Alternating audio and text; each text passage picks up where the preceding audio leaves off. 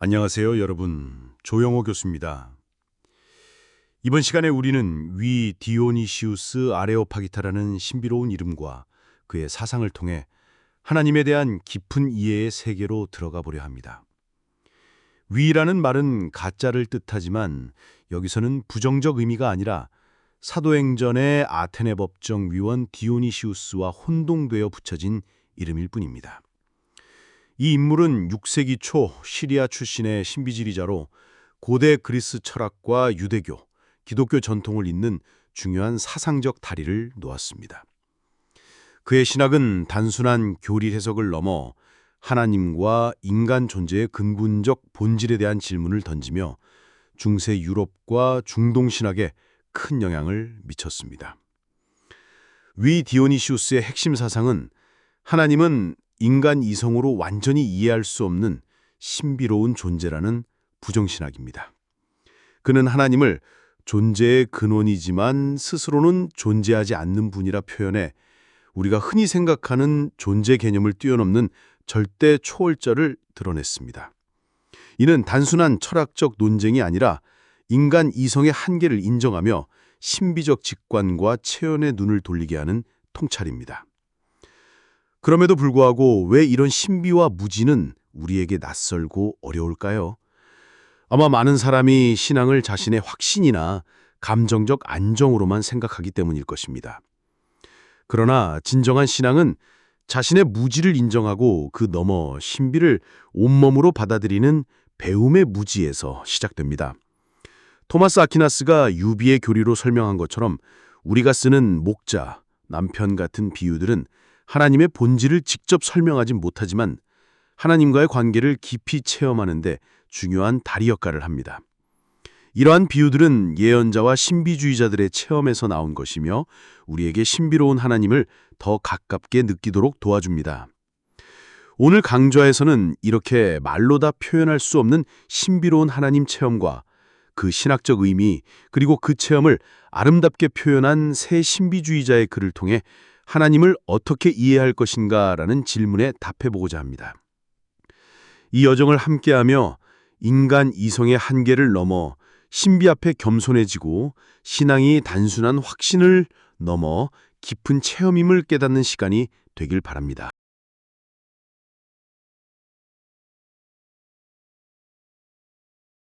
여러분, 위 디오니시우스 아레오파기타라는 이름을 들어본 적 있나요? 이 이름은 독일 신학자 프리드리히 슐라이어 마허보다도 발음하기 어려운 이름준인데요. 사실 원래 누구의 이름인지도 정확히 알 수 없습니다. 위라는 말은 가짜라는 뜻인데 이분은 6세기 초 아마도 시리아 출신의 신학자였습니다. 그가 왜 가짜 디오니시우스라고 불리게 되었을까요? 그는 성경의 사도행전 17장 34절에 나오는 아테네의 법정위원 디오니시우스와 혼동되었기 때문입니다. 또 13세기 프랑스의 성인 생드니와도 헷갈렸지요. 하지만 이런 혼동에도 불구하고 그의 저작들은 중세 교회에서 매우 중요한 권위를 얻었고 토마스 아퀴나스 같은 유명 신학자들도 그의 글을 많이 인용했습니다.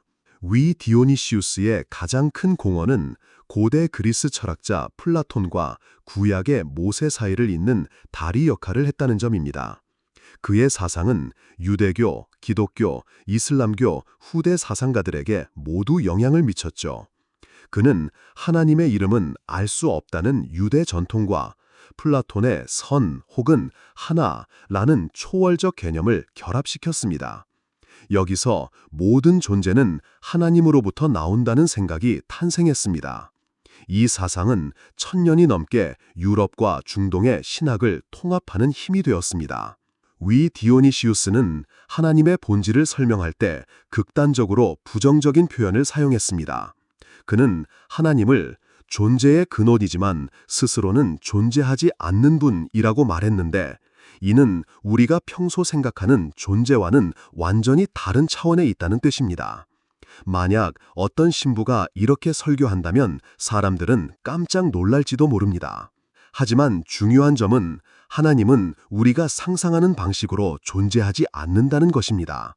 하나님은 무이며 어떤 구체적인 것도 아닙니다. 그렇다고 그냥 허무하거나 공허한 것도 아닙니다.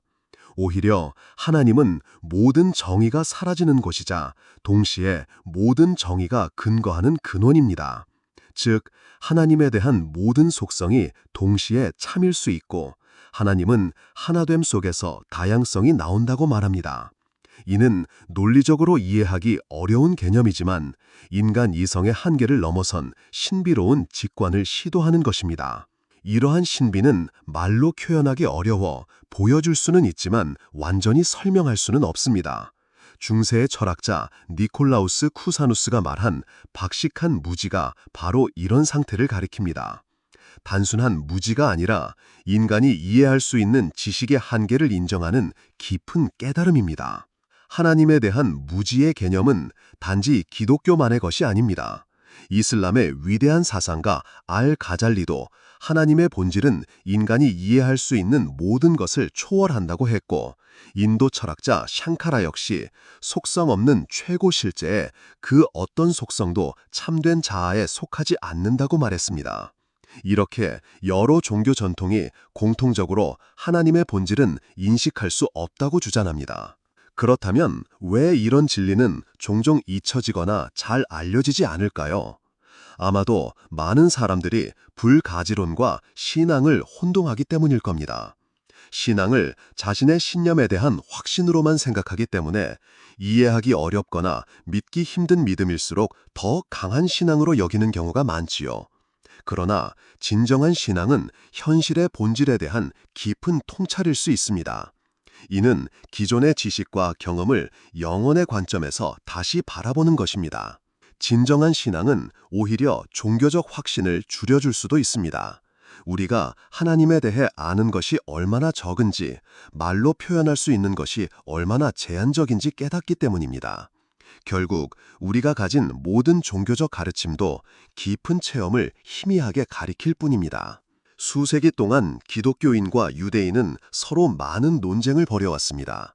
하지만 만약 어느 기독교인이 이렇게 말한다면 어떨까요? 솔직히 저는 하나님에 대해 많이 알지 못합니다. 제가 하는 말은 너무 부적절해서 틀릴지도 모릅니다. 그러면 유대인이 이렇게 대답할지도 모릅니다. 저도 사실 하나님에 대해 잘 모릅니다. 그렇다면 두 사람이 어떻게 논쟁할 수 있을까요? 만약 논쟁이 계속된다면 아마도 더 적게 아는 사람이 이길 것입니다. 이런 방식으로 종교 논쟁이 이루어진다면 그것은 매우 신선하고 의미 있는 변화가 될 것입니다.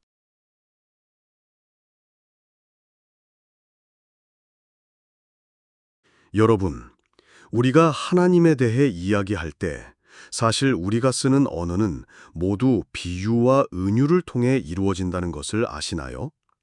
하나님을 직접 설명하는 단어는 없지만 우리는 하나님을 이해하기 위해 다양한 이미지와 비유를 사용합니다. 예를 들어 하나님은 초록색 점토 덩어리다 라고 말한다면 그 이미지는 너무 생소하고 와닿지 않을 겁니다. 반면에 하나님은 양떼를 돌보는 목자이시다 혹은 하나님은 사랑하는 남편이시다 라는 표현은 훨씬 더 많은 사람들에게 감동과 친밀함을 느끼게 합니다. 이처럼 종교마다 어떤 하나님 이미지가 가장 적절한지에 대한 의견 차이가 있습니다. 그렇다면 왜 하나님을 목자나 남편 같은 이미지로 표현할까요? 이는 단순히 상징적인 표현이 아니라 예언자나 종교 지도자들이 직접 경험한 하나님과의 관계를 바탕으로 한 것입니다.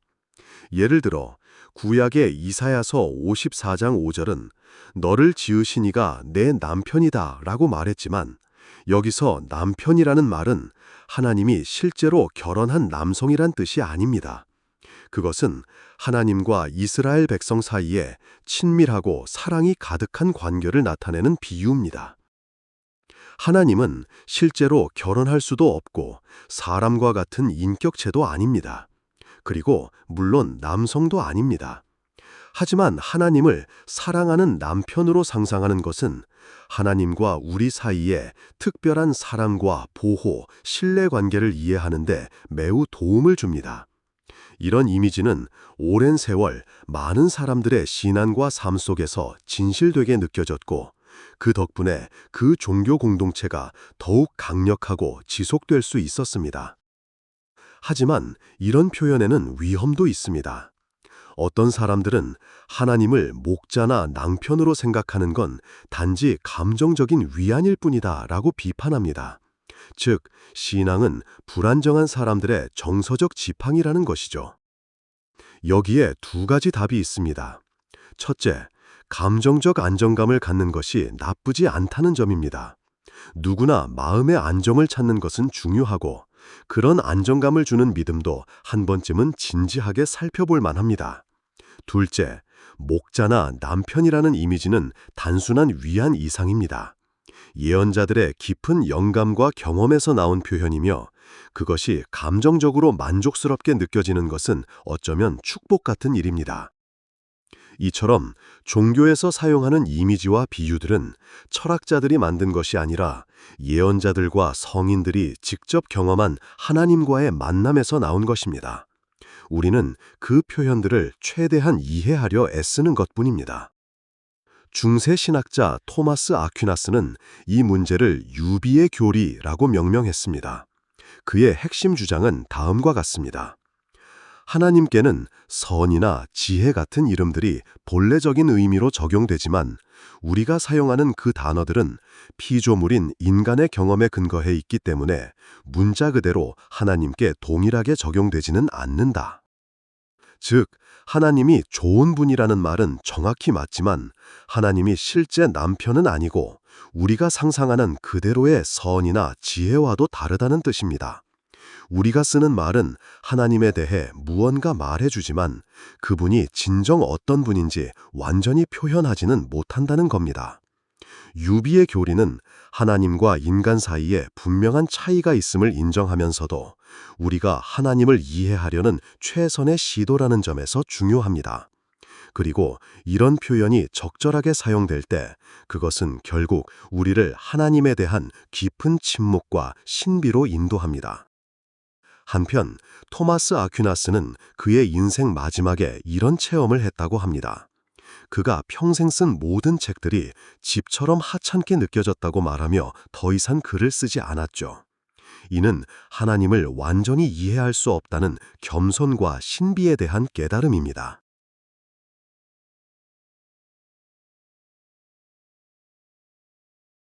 우리는 누구나 말로 다 설명하기 어려운 특별한 의식 상태를 어느 정도 상상할 수 있습니다. 그런데 14세기부터 16세기 사이 3명의 위대한 기독교 작가들이 이런 말로 표현할 수 없는 하나님과의 만남을 글로 묘사하려 애썼습니다. 그들에게 이 체험은 매우 특별하고 인간이 궁극적으로 추구해야 할 가장 중요한 목표였습니다. 이들을 흔히 신비주의자라고 부르지만, 이 말은 시대와 문화에 따라 여러 의미로 쓰여 혼란을 주기도 합니다. 여기서 신비주의자란 말로 다 표현할 수 없지만 하나님과 직접 만나고 하나 되는 경험을 추구하는 사람으로 이해할 수 있습니다. 즉, 하나님은 본질적으로 우리 인간이 완전히 이해할 수 없지만 어떤 방식으로든 인간의 정신과 접촉할 수 있다는 뜻입니다. 익명의 영국 작가가 쓴 무지의 구름, The Cloud of Unknowing에는 이렇게 나옵니다. 이 세상에서 우리가 가질 수 있는 최고의 관상은 어둠과 무지의 구름 속에서 사랑하는 마음으로 단순히 하나님의 존재를 바라보는 것이다. 16세기 스페인의 아빌라의 테레사 역시 하나님을 깊이 사랑하는 경험을 아름답게 묘사했습니다. 그러나 그녀는 결국 하나님과의 만남은 침묵과 무지 속에서 이루어진다고 말합니다. 주님께서는 우리의 영혼을 자신과 결합시키시지만 그때 우리 영혼은 모든 능력을 잃고 아무것도 이해하지 못한다. 그리고 그녀와 가까웠던 성십자가의 요한은 이렇게 적었습니다. 하나님께서 우리의 순수한 정신에 논리적 사고 없이 단순한 관상을 통해 자신을 드러내실 때 그 신비한 만남이 일어난다. 이런 신비로운 체험을 모든 사람이 꼭 해야 한다고 말하지는 않습니다. 다만 하나님에 대한 지식이 우리 일상적 이해를 뛰어넘는다는 것은 누구에게나 중요합니다. 그리고 많은 사람이 비록 부분적이지만 이런 체험을 할 수 있다고도 여겨집니다. 이 관상은 오늘날 명상과도 비슷합니다.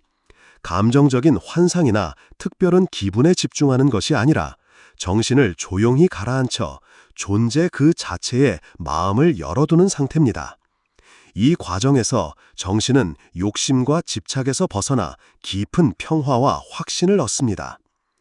20세기 신학자 파울 틸리히는 이를 존재할 용기라고 불렀습니다. 이는 불안과 두려움 속에서도 존재를 긍정하며 살아갈 수 있는 힘을 의미합니다. 사람들은 때로 예언자와 신비주의자를 완전히 다른 존재로 생각합니다. 예언자는 하나님의 강렬한 메시지를 전하는 사람이고 신비주의자는 신비한 동양의 인물처럼 여기는 경우가 많기 때문입니다. 하지만 실제로 예언자들도 하나님이 지닌 신비를 깊이 인식하고 있었습니다. 그들은 인간 이성과 존재의 힘이 하나가 되는 모습을 사랑의 결합이나 구름에 쌓인 침묵 같은 이미지로 표현했습니다. 성십자가의 요한은 자신의 시에서 하나님과 영혼의 관계를 뜨겁고 로만틱한 사랑으로 묘사했지만 그 안에는 말로 표현할 수 없는 고독 속의 고요한 음악 같은 신비가 존재합니다. 그는 이렇게 썼습니다. 진정 하나님께 이르러 본 사람은 자신의 힘을 믿지 않고 이전에 알았다고 생각한 모든 지식을 하찮고 부족한 것으로 여긴다. 그의 지혜는 너무 높아져 이제는 지식도 생각도 없는 사람이 되며 모든 지식의 한계를 넘어선다. 만약 여러분이 들을 준비가 되어 있다면 그것은 하늘 높이 솟은 감각, 곧 하나님의 본질 그 자체를 느끼는 감각이다. 오직 하나님의 선하심만이 우리를 이끌어 지식도 생각도 없이 그 자리에 머물게 하신다.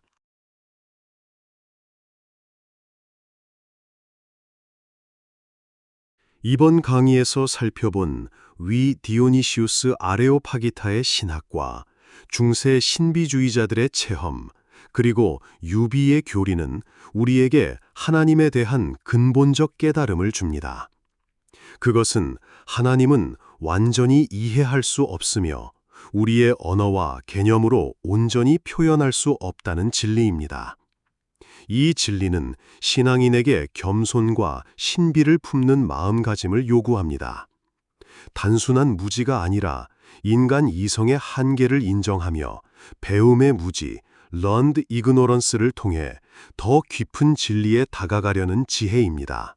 위 디오니시우스는 하나님을 존재의 근원이면서도 스스로 존재하지 않는 분이라 했는데 이는 일반적인 존재 개념과는 다릅니다. 하나님은 모든 존재의 근원이지만 어떤 속성도 온전히 갖지 않는 초월적 존재입니다.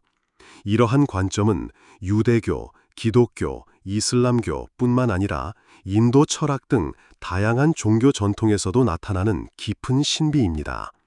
종교적 언어와 이미지는 하나님을 직접 설명하기보다 하나님과 인간 사이 관계를 상징적으로 드러내는 역할을 합니다. 신앙은 단순한 감정적 위안이나 확신이 아닙니다. 목자, 남편 같은 비유들은 예언자들이 직접 체험한 하나님과의 진실한 관계에서 비롯된 표현으로 우리로 하여금 사랑과 신뢰를 경험하게 하고 공동체를 이어가게 합니다. 그러나 우리는 언제나 하나님은 이렇다는 고정된 개념을 넘어 신비로운 침묵과 겸손 속으로 들어가야 합니다. 신비주의자들이 말하듯 하나님과의 만남은 무지와 침묵 속에서 이루어지는 논리와 언어를 초월한 순수한 관상입니다. 이 경험은 우리에게 존재할 용기를 주고 불확실한 삶 속에서도 흔들리지 않는 신앙의 토대를 마련합니다. 신비의 체험은 하나님을 이해하려는 끊임없는 노력을 멈추지 않게 합니다. 마지막으로 종교적 논쟁을 넘어서 하나님에 대해 잘 모른다고 고백할 때 우리는 더 깊은 대화와 이해로 나아갈 수 있습니다. 덜 아는 사람이 이긴다는 말은 역설이 아니라 진정한 신앙의 출발점입니다. 아는 것의 한계를 인정할 때 비로소 하나님과의 깊은 만남이 시작됩니다. 여러분도 이 강좌를 통해 신비와 신학의 세계에 한 걸음 더 나아가 완전한 이해를 넘어 겸손한 마음으로 신비를 받아들이며 깊은 신앙 체험을 찾아 나서길 바랍니다.